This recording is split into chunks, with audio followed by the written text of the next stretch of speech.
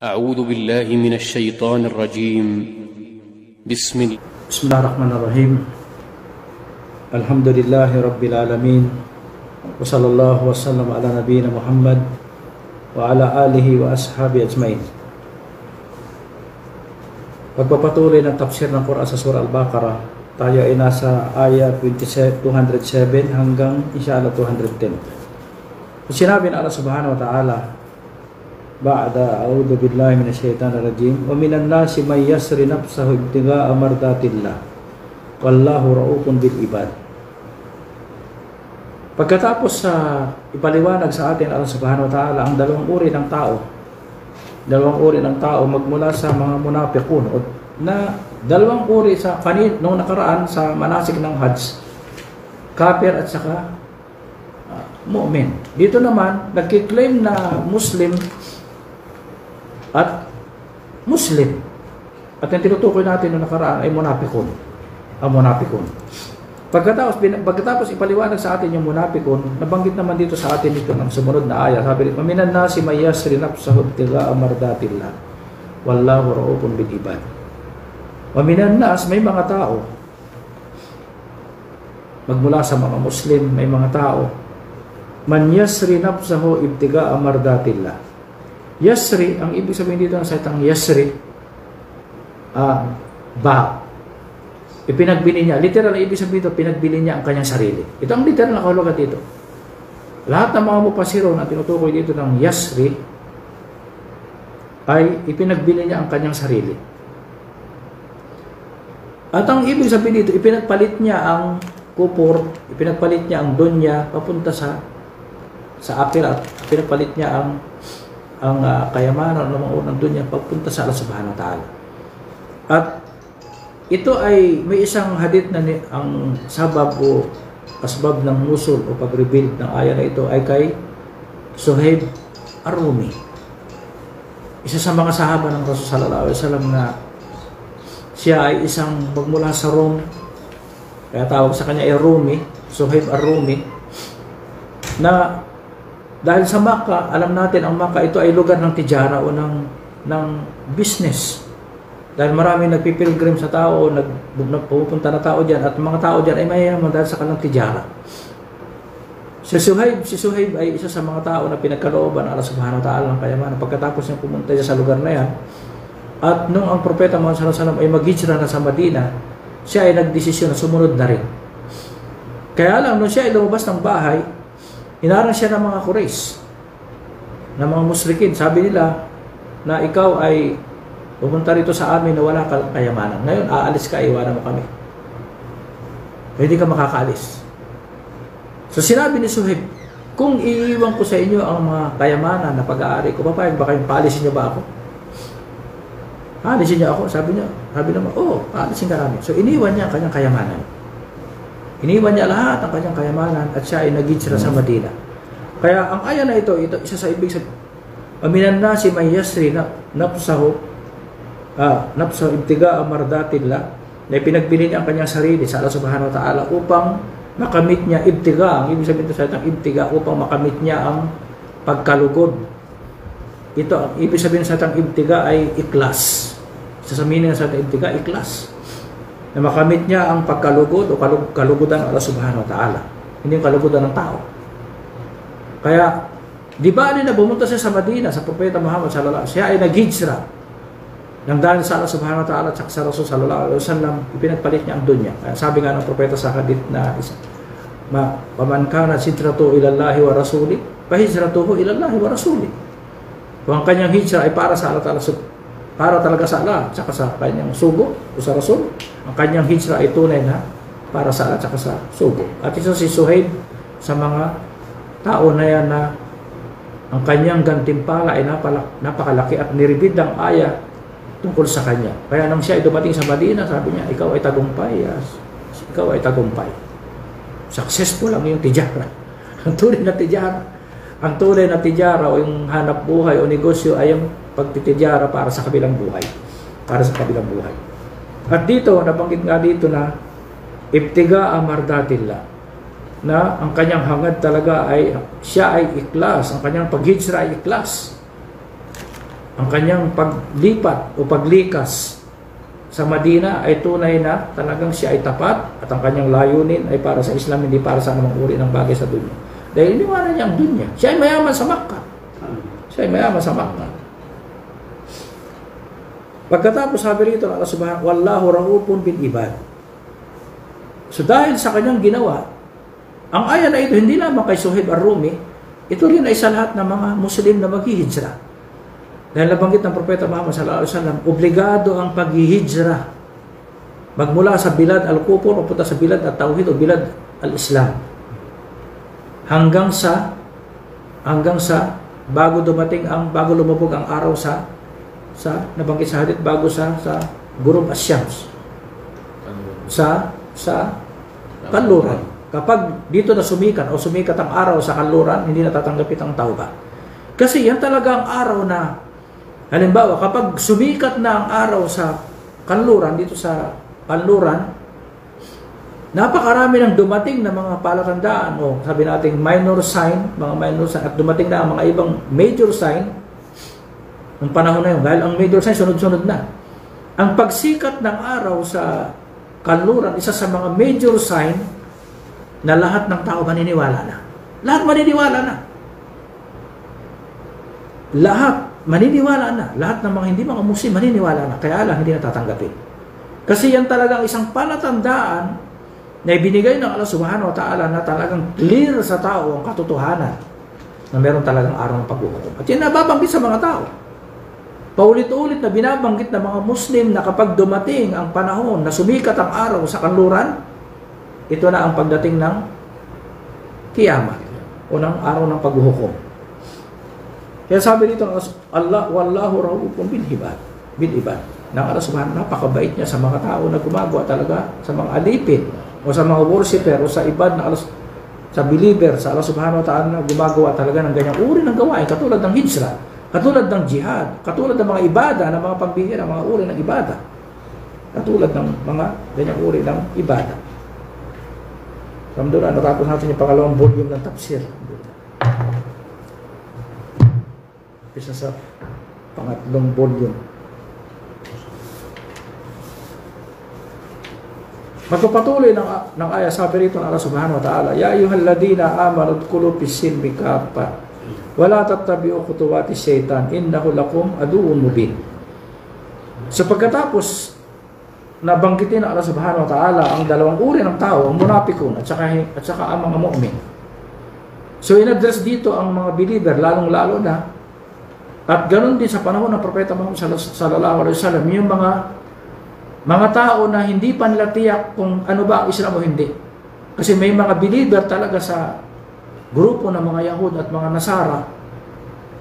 Yung sinabi rito, ya ayyuhalladhina amanu udkhulu fis-silmi kaffa. Dalawang ibig sabihin dito ng pumasok. Ang ibig sabihin dito ng salitang silm, Islam. Ang ibig sabihin dito ng salitang silm, Islam. Pumasok kayo sa Islam ng ganap o ng buo. Ng buo. Ito ang unang ibig sabihin dito na pumasok kayo sa Islam, lahat, ito man ay akida, ibada, muamalat, akhlak. Ito ay tanggapin ninyo, pasukan ninyo. Huwag yung, ang akida ninyo, kung ano lang gusto ninyo, tanggapin nyo, natatanggapin ninyo. Kailangan, ano man ang akida na dinala ng Propeta Muhammad sallallahu alaihi wasallam, na nabanggit sa Quran at sa Sunnah, at ito akida ng mga sahaba, at ng mga tabiin, tanggapin natin ito ng buo lahat. Na nabanggit niya, unang-una sa paniniwala sa Allah subhanahu wa ta'ala, paniniwala sa mga anghel, sa mga aklat, sa mga sugo, sa huling araw at saka sa qadar, ang lahat ng yan ay pangunahing akida na dapat paniwalaan ng mga Muslim. Pagkatapos, ang unang-una akida natin, ang tungkol sa Allah subhanahu wa ta'ala, napapaloob dyan ang tamang pangunawa sa rububiyya, sa uluhiyya, at saka sa asma wa sifat. Ganon din sa, sabihin natin sa asma wa sifat, kailangan talaga intindihin natin, wag natin gagamitan ng isipan natin kung ano banggit sa Quran. Wag natin ipapasok sa pag-intindi. Kailangan hanggat maaari, paliwanag din natin sa pamagitan ng Quran o kung anong pinaliwanag ng propeta, kung wala man, kung papaano ito pinaliwanag ng mga sahaba, ridwanallahu alaihim. Ganon din sa mga, halimbawa, tungkol sa mga anghel, sa mga propeta, sa mga aklat, kutub as-samawiyah, ganon din sa kiyama, lahat ng mga tungkol sa pagkatapos mamatay ng isang tao pumapasok sa umur ng kiyama.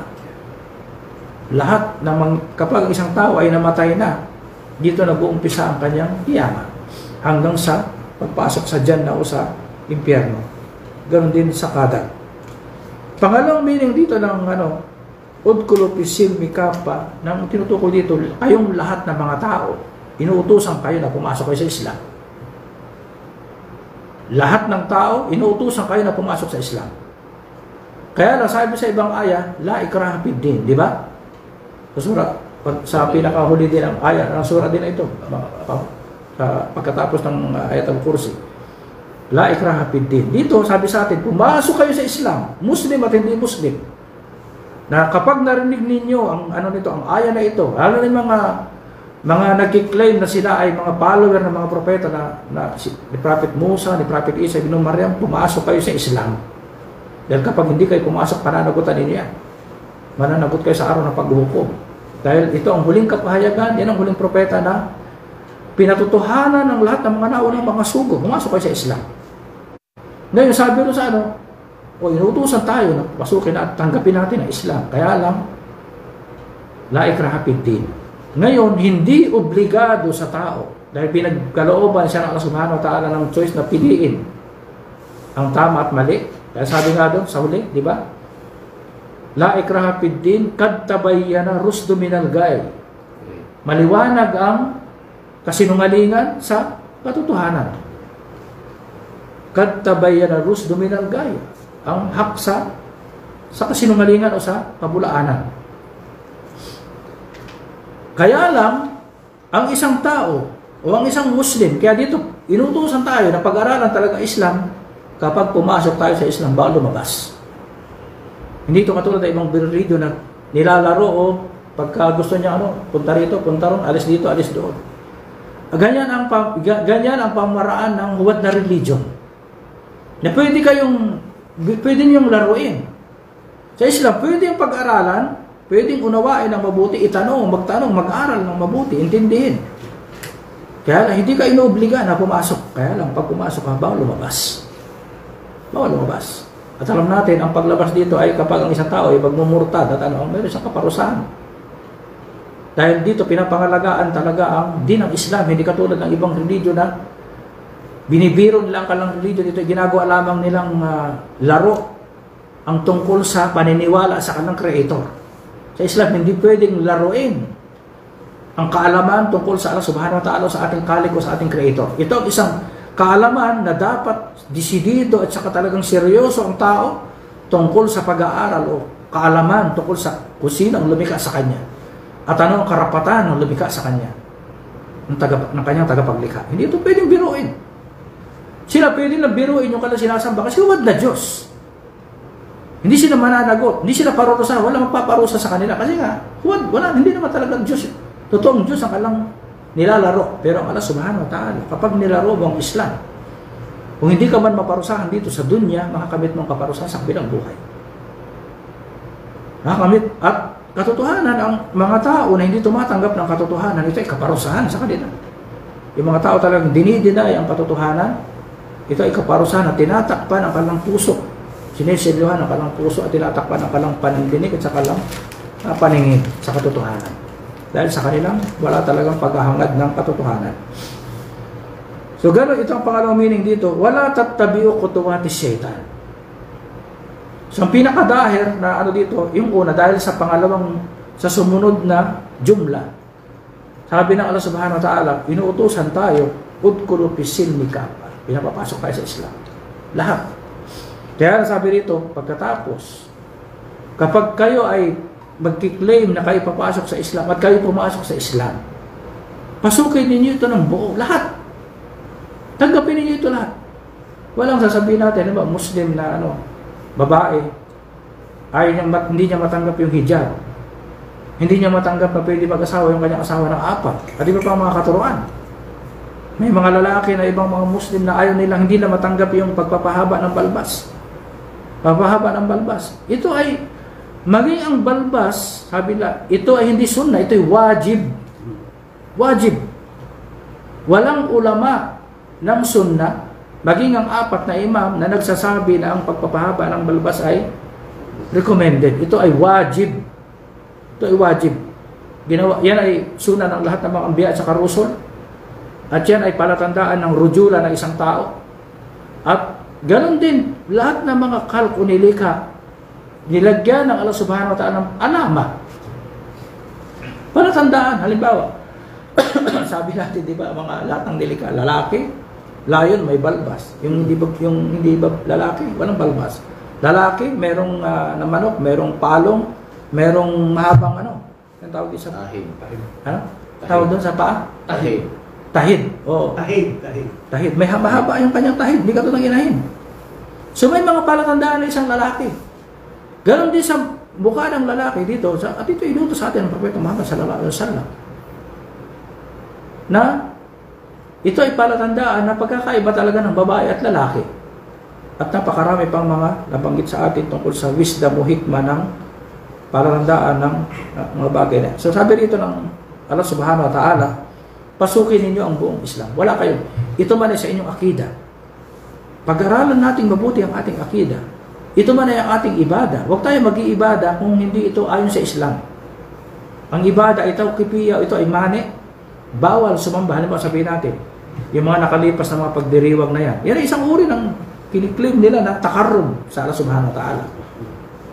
Ang takarrub, ibig sabihin, upang maging malapit tayo sa Allah subhanahu wa ta'ala, tayo ay sasamba, kailangan natin ng dalil. Ang ibada, ang original ibada, bawal sumamba. Ngayon, para tayo maging allowed sumamba, kailangan mag-produce tayo ng dalil. Magmula sa kitab at sa sunnah. So ngayon, kung gagawa tayo ng pagsamba na hindi naman naayon sa wala tayong dalil, so hindi yan ibada. Hindi yan ibada. Hindi yan tatanggapin at yan ay rejected ng Allah subhanahu wa ta'ala. So dapat, ano bang uri ng akida, ibada, muamala, paano makipag-deal sa ating kapwa? Ito mo, halimbawa, pag-aasawa, pakikipag-negosyo, at iba pa, halimbawa, tulad yan, pinag-usapan natin ka na medicine. Lahat ng yan ay nabanggit sa Islam. Hindi katulad sa ibang religion, wala silang malinaw na kapaliwanagan o paliwanag tungkol sa mga issue na yan. Tayo, ultimo, pagpunta natin sa kubeta, nabanggit sa atin ng detalye. Aling paa ang gagamitin natin pagpasok? Anong sasabihin natin? Anong kamay ang gagamitin natin sa paglilinis ng ating private parts? Lahat. Anong gagamitin natin? Tubig ba o ano ganito? Nabanggit sa atin ng detalye sa Quran at saka sa Sunnah. So tapos sasabihin nila, ang religion ay religion ng demonyo, na syaitan. So kasi nga, gusto talaga nilang takpan, pasinungalingan ang katotohanan. Yung mga demonyo, talaga tunay na demonyo, ang katotohanan, gusto nilang takpan, ayaw na makita ng tao. Yan ang palatandaan ng katotohanan. Gusto nilang takpan. Ang propeta, sisiraan na nasisiraan ng propeta Muhammad sallallahu alaihi wasallam. Pero kahit anong paninira sa propeta Muhammad sallallahu alaihi wasallam, hindi kayang burahin sa isip ng tao. Hindi maaring alisin sa puso at sa isipan ng mga Muslim, bilyong Muslim, ang pagmamahal, paggalang, pagrespeto sa propeta Muhammad. Lalo lamang lalakas ang paniniwala, paggalang at pagsunod sa propeta Muhammad sallallahu alaihi wasallam kapag siya ay ating sinisiraan. At ang ginagawa lang ngayon. So kaya tayo mga Muslim, pasukin natin ang Islam ng buo, ng ganap. Huwag tayong, ito lang gusto natin, iwanan natin yung iba. Hindi. Kailangan lahat, hanggat maaari. Pagkatapos, sabi rito, wala tattabi'u khutuwatis syaitan. Kanina pag-utos na pagpasok dito ng mga yung pagbabawal. Wala tattabi'u. Huwag ninyong sundin ang khutuwat. Khutuwat o yung footstep o yabag. Yabag. Ang ibig sabihin na sa itong khutuwat, yabag. Dahil si Satan, hindi talaga siya pupunta sa atin, pupunta sa ating harapan, sasabihin sa atin. Sasabihin na Satan sa'yo, ya Abdallah, worship idol, worship creation. Hindi siya pupunta ng direkta sa ganyan. Gagawang kanya ng, ngayon halimbawa sabihin natin, ang beautification na ginagawa ng mga tao. Nung una, na nag-umpisa ang shirk, dumating si Satan sa mga tao, sabi na, bakit? Gumawa kayo ng gumawa kayo ng alama. Hindi ribulto ha. Gumawa kayo ng palandaan doon sa lugar o sa umuupo yung 5 banal na tao na nabanggit sa suraan mo. Paglipas ang panahon, sabi nila, bakit? Hindi kayo gumawa ng rebulto para nyo makalimutan. Itsura talaga nila. So gumawa na sila ng rebulto. Paglipas na naman ng panibagong panang sinabi na, bakit hindi kayo nagdarasal sa kanila? Kasi marumi tayo, kailangan huwag tayo didirekta sa Diyos, matumi tayo. Yung mga tao na yung banal, mabubuting tao, malilinis sa tao, sa kanila tayo tatawag. At sila ang tatawag para sa atin. Doon nag-umpisa ang pagsamba sa gulo, pisalihin. Ngayon, sa panahon natin, mga Muslim, alam natin ang Islam, alam natin ang shirk, alam natin ang kupor, alam natin ang pagsamba sa wad na Diyos ay dinadaan naman tayo ni Satan ngayon sa mga banal na mga Muslim, mga salihin. Pagpunta sa kubor, sa adriha, sa mga libingan, sa mga shrine, na sinusunod natin ang yabag na mga hindi mga Muslim. Na ang mga propeta, ang ating mga santo, ang ating mga banal na tao, ang ating mga salihin, ang mga awliya, hindi yan shirk. Hindi yan shirk. Ano lang yan? Means lamang, wasila. Na yun sa Quran, wasila. Ang ibig sabihin ng salitang wasila, ta'a o kurba. Na gagawin mo ang kurba na pinapahintulutan na lahat ng uri ng ibada na pinahintulutan sa Islam, yun ang tinutukoy na wasila o obedience sa Allah Subhanahu. Pero yung sasabing, dadaan ka sa isang nilikha para sumamba sa Allah Subhanahu wa Ta'ala, ito man ay propeta, ito man ay anghel, ito man ay rebulto, ito man ay estatwa, ito man ay patay o buhay, ang lahat ng yan ay shirk. Kahit palitan niya ng magandang pangalan, ang meaning pa rin yan shirk, pagsamba sa wad na Diyos. Hindi pwedeng palitan. Hindi pwedeng palitan. So kaya sabi rito ng Allah Subhanahu wa Ta'ala, wala tatabi'u khutuwati syaitan. Huwag niyo sundin ang yabag ni syaitan. Huwag niyo sundin ang yabag ni syaitan o footstep ni syaitan. Napapagandahin sa inyo ang hindi kayo direkta sasabihin sa inyo, sumamba kayo, gumawa kayo ng magsina kayo, gumawa kayo ng zina, ng adultery, ng fornication. Pakikitaan kayo ng mga litrato, ng mga magandang mga view, hanggang sa maakit ka sa babae, maging adik ka sa mga ganyang mga hanggang sa maging involved ka na sa pagsunod kay syaitan. At iba pang mga gawain. Pag-inom ng alak, sugal, riba, at iba pang mga kutuwat na gusto tayong pasunurin ni syaitan. Pagkatapos sabi ng Allah Subhanahu wa Ta'ala, innahu lakum aduun mubin. Katotohanan, innahu lakum, para sa inyo, siya inyong adu. Siya inyong kaaway. Siya inyong enemy. Siya ang unang-una nating enemy.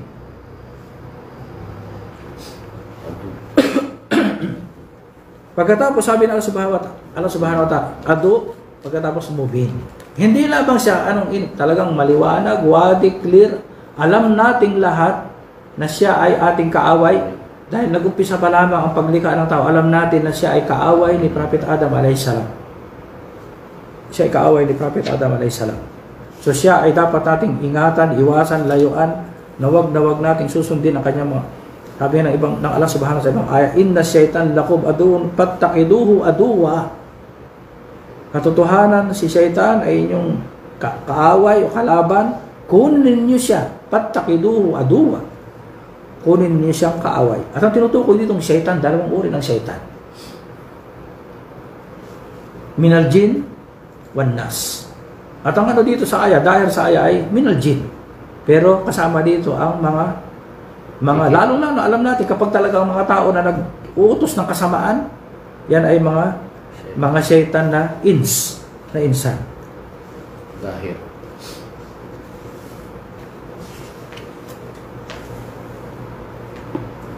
pagpapatuloy ng aya, sabi ng Allah Subhanahu wa Ta'ala sa tusir, fa in zalaltum min ba'di ma ja'atkumul bayyinat fa'lamu anna Allah azizun hakim. O sabi rito ng Allah, fa in zalaltum min ba'di ma ja'atkumul bayyinat. Fa in zalaltum, at kapag kayo, ang ibig sabihin dito ng salal ay yung paglihis, kayo ay nalihis ng landas o kayo ay naligaw o napunta sa dalal. O kaya naman kayo ay sumunod kay syaitan kasi katatapos na kapag kayo ay naligaw o lumihis ng sa pagitan ng pagsunod kay syaitan. Anong dahilan pagsunod sa syaitan o pagsuway sa Allah Subhanahu wa Ta'ala? Min ba'di ma ja'atkumul bayyinat. Pagkatapos dumating sa inyo ang clear na maliwanag na paliwanag ng Islam, ang Quran at saka ang Sunnah, dapat ninyong malaman. So, hindi, kung talagang gusto natin na huwag tayo maligaw at huwag sumunod kay syaitan, kukunin talaga natin ang Quran at saka ang Sunnah.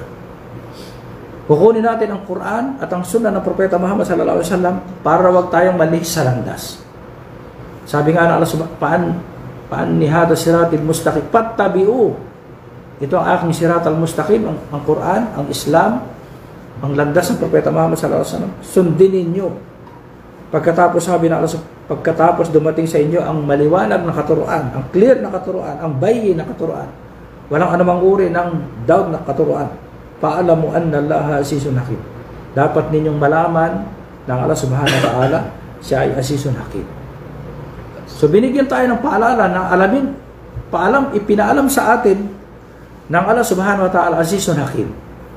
So mayroong isa sa mga tabiin, ito ibinabasa yung aya na ito. Sabi, mayroong nagbabasa at narinig niya yung sabi nun, paalamu anna Allaha Ghafurur Rahim. Ghafurur Rahim. Hindi sinabi Azizun Hakim. Ang mga Arab, pagdating sa aya ng Quran, alam talaga nila ang munasib sa aya. Lalo ng mga Arab, lalo ng mga ulama na Arab. Sabi niya, hindi maaari maging Ghafurur Rahim. Hindi maaring ang susunod dyan, Ghafurur Rahim. Kailangan dyan iba. So, tingnan mo ang mushaf. Azizun Hakim. Sabi niya, ng tama. Memorize nila at alam, hindi kaya nila memorize minsan. Alam nila na ang asma wa sifat na nababagay dun sa kapag ang tinutukoy sa taong naligaw na landas at bibigyan ng kaparusahan, ang Allah subhanahu wa ta'ala, Aziz. At ibig sabihin, walang hanggan ang kanyang kapangyarihan. At ang isa ng Allah subhanahu wa ta'ala, sabi nga natin, ay yung Aziz, ang kanyang kahar, ang kadar, ng kanyang kudra, ang kanyang kapangyarihan, ang kanyang kakayahan, walang hanggan. Na ang isa ng ang kapangyarihan ng Allah subhanahu wa ta'ala hindi kayang sagupain o pantayan ng sinuman. Hindi maaring i-overcome ng sinuman. Kaya sabi nga niya sa Yawm al-Qiyamah, limanil mulkul yawm. Limanil mulkul yawm. Inuuga niya yung pagkatapos niyang irolyo ang daigdig, 7 kalangitan at kalupaan. Sabi niya, limanil mulkul yawm. Walang makakasagot. Pagkatapos, lillahi wa al-wahidil kahhar. Ang Allah subhanahu wa ta'ala, to Allah belong ang mulk at siya ang walang sino man na maaring mag-overcome sa kanya sa Yawm al-Qiyamah, sa Yawm al-Din, sa araw ng paghuhukom. Hindi siya pwedeng gapiin o pangunahan ng sino man. Walang sino man maaring. Maging ang mga anghel na nabanggit na magmula sa kanyang balikat hanggang tenga na kailangan lakbay ng isang ibon ng 700 paglalakbay, hindi maaring humarap sa Allah subhanahu wa ta'ala. Ang takot niya sa Allah subhanahu wa ta'ala ay kapag Allah nagsasalita, sila ay hinihimatay. Maanghel. May mga anghel na pinapadala para magparusa. Ihip lang o kaya sigaw lang na anghel. Nagugunaw ang lugar. Nabanggit sa Quran, di ba? So, sumigaw lang yung anghel. Sa pamagitan ng kanyang napakalakas. Kasi, alam niyo ba, yung pag-ihip ng trompeta, yung unang ihip ng trompeta, ang kanyang sound, ang sino mang makarinig, mamamatay. Pag narinig nila yung sound na yun, parang, ibig sabihin, may mga bagay sa katawan mo na hindi mo kayang tanggapin. Diba? May sound nga na, minsan napakalakas, napakasakit sa tenga eh. So may anghel na ganyan, ang kanyang kayang wasakin ang lugar. Ihip nila o galaw nila, talaga sila ay pero pagdating sa Yawm al-Qiyamah, wala silang kapangyarihan sa harapan ng Allah subhanahu wa ta'ala. Kahit sino pa. Eh sabi rito, paalam mo anna Allaha Aziz, tapos Hakim.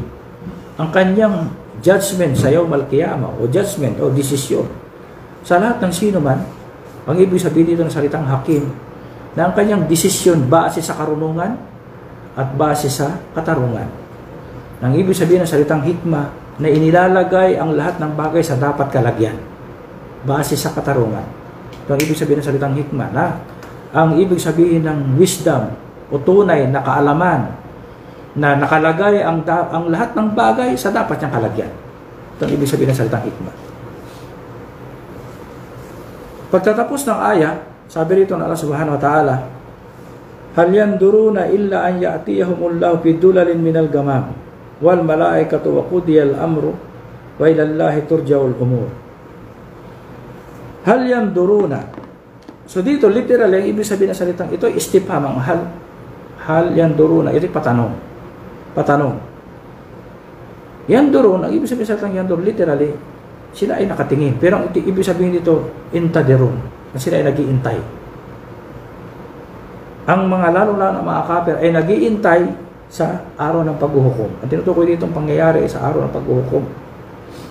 Pagkatapos banggitin sa atin dito yung mga taong naligaw ng landas, ipinagpatuloy, nagbigay sa atin ng halimbawa tungkol sa pangyayari sa kiyama, sa kabilang buhay, sa araw ng paghuhukom.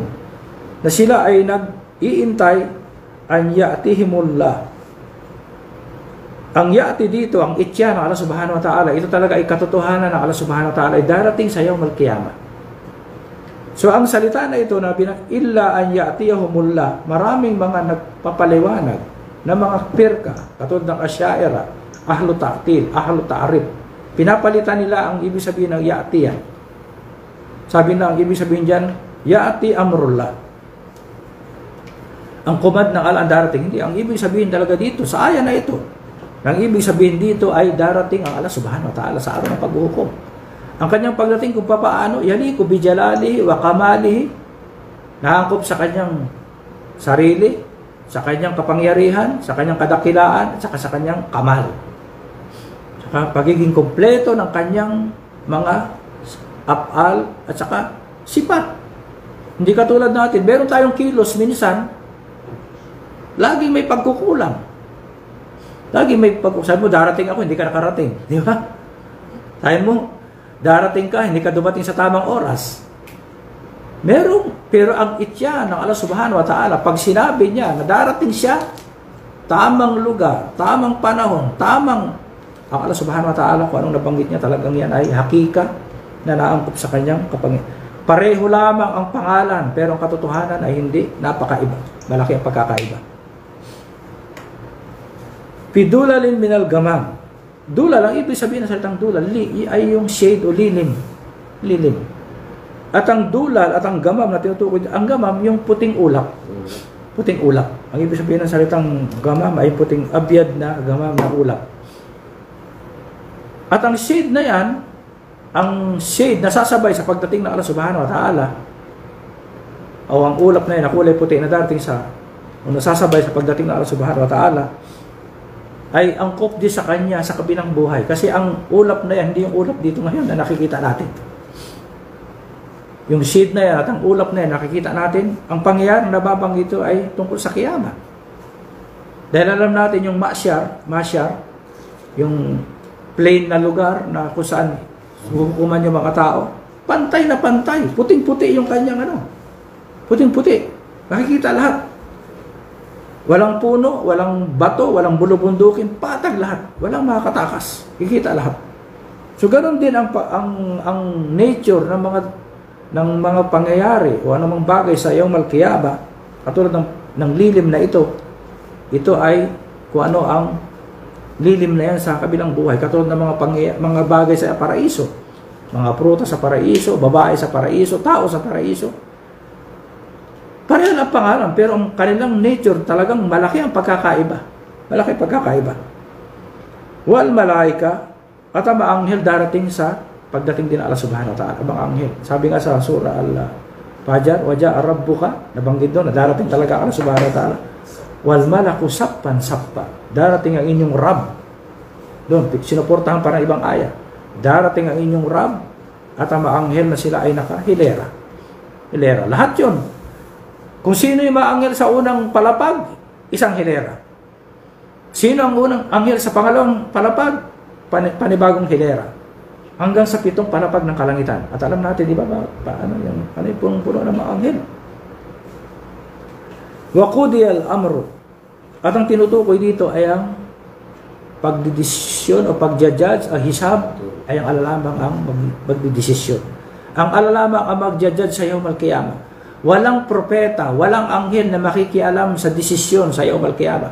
Kung sino ang makasalanan at hindi makasalanan, kung sino ang believer at hindi believer, kung sino pupunta sa paraiso at kung sino pupunta sa impyerno. Walang propeta, hindi si Prophet Muhammad, hindi si Prophet Ibrahim, hindi si Prophet Isa ibn Maryam, kung sino mang dilika. Walang sino man na magdidesisyon sa desisyon sa yawmal qiyamah maliban sa Allah subhanahu wa ta'ala. Wa qudiyal amru. wa ilallahi turja'ul umur, at piniliwanag pa ng mabuti ng Allah subhanahu wa ta'ala, at wa ilallah, sa Allah lamang babalik lahat. Babalik lahat ng pangyayari o desisyon o kautusan o umur o siyam sa yawmal qiyamah. Walang anumang uri. Hindi pupunta kung sino, kanino man. Alam mo, sa pupunta ka doon, diyan ka magtanong. Walang ibang pupuntahan maliban sa Allah subhanahu wa ta'ala. So kaya yan ay nakakatakot ang pangyayari na dapat talagang paghandaan natin na kung ano mga nabanggit sa Quran, ang lahat na ito ay katotohanan na mangyayari sa lahat ng tao, hindi lamang sa Muslim, hindi sa mga Muslim na sila ay makararanas ng mga nabanggit na pangyayari sa Yawmal Qiyamah. Wa sallallahu wa sallam ala nabiyina Muhammad wa ala alihi wa ashabihi ajma'in.